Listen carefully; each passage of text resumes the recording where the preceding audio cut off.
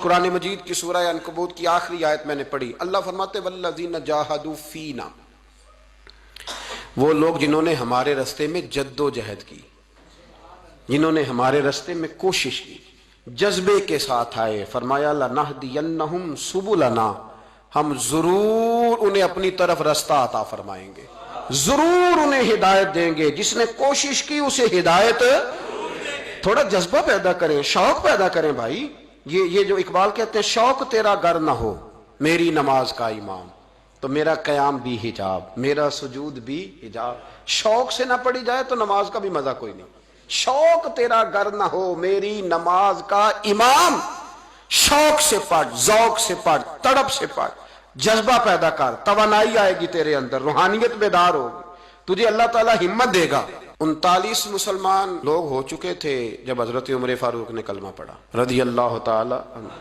39، 40ویں حضرت عمر تھے، اور سارے بہادر تھے جو مسلمان ہوئے، دلیر لوگ تھے، حضرت امیر حمزہ جیسے لوگ تھے، مولا علی شیر خدا جیسے لوگ تھے، حضرت سیدنا ابو بکر صدیق جیسے سربراہان تھے امت کے۔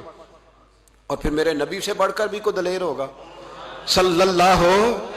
تو حضرت عمر نے کلمہ پڑھا تو حال یہ تھا کہ مسلمان دار ارکم کے اندر رہ کے نماز پڑھتے تھے، چھپ کے اندر نماز ہوتی تھی۔ جناب عمر آئے نا، کلمہ پڑھا تو عرض کرنے لگے یا رسول اللہ یہ حضور اجازت دیں تو ایک بات کر لوں؟ کہا عمر کرو۔ کہا یا رسول اللہ یہ چھپ چھپ کے نمازیں کب تک پڑھنی ہے؟ یہ چھپ چھپ کے نمازیں کا شوق تیرا گر نہ ہو میری نماز کا امام، حضور چھپ کے کب تک پڑھنی؟ حضور نے فرمایا کیا ہوا؟ عرض کی یا رسول اللہ نبی بھی اللہ کا اور کعبہ بھی اللہ کا، تو حضور وہاں چل کے نہ پڑھیں؟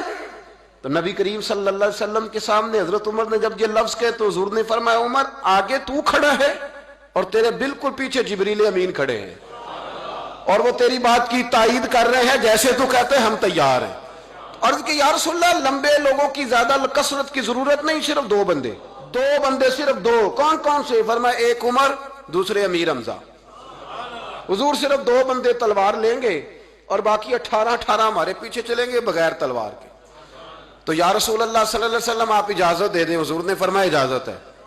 تو جناب فاروق اعظم 2 تلواریں لے کے نکلے اور حضرت عمر فاروق کوہ صفا پہ چڑھے اور چڑھ کے فرمانے لگے بھائی جس کا ارادہ ہو نا کہ اس کی بیوی بیوہ ہو جائے اور جس کا پروگرام ہو کہ اس کے بچے یتیم ہو جائیں وہ آئے، تمہارے پاس جتنے سور میں ہیں نا سارے لے کے آؤ، ہم اللہ کے گھر میں اللہ کے نبی کے طریقے کے مطابق نماز پڑھنے لگے ہیں۔ آؤ جس کے اندر جرأت ہے آؤ میدان میں۔ بس وہ ایسے نعرے لگے اس وقت کہ حضرت فاروق اعظم نے نماز پڑھائی، مسلمانوں نے کھل کے پڑھی۔ حضرت امیر حمزہ فرماتے ہیں سجدے پہلے بھی بڑے کیے تھے پر آج تو بڑا ہی مزہ آیا، آج تو پیشانی اٹھنے کو دل ہی نہیں کر رہا۔ حضرت عمر نے کہا آؤ نا جتنے سور میں ہو تم، پڑھنے لگے نماز۔ ایک جذبہ ہی ہے نا، ایک شوق ہی ہے نا۔ لمبی فوج کوئی نہیں پیچھے، 40 بندے صرف، ٹوٹل 40۔ فرمایا پڑھنے لگے نماز، آؤ نا تمہارا پتہ چلے، ادھر آ ستمگر ہنر آزمائے، تو تیر آزما ہم جگر آزمائے۔ پھر پڑھی گئی نماز، اور نماز پڑھ کے حضرت عمر جب واپس آئے تو میرے مصطفیٰ کریم کا چہرہ خوشی سے کھل گیا۔ حضور نے فرمایا آج کے بعد تو عمر نہیں تو فاروق اعظم ہے۔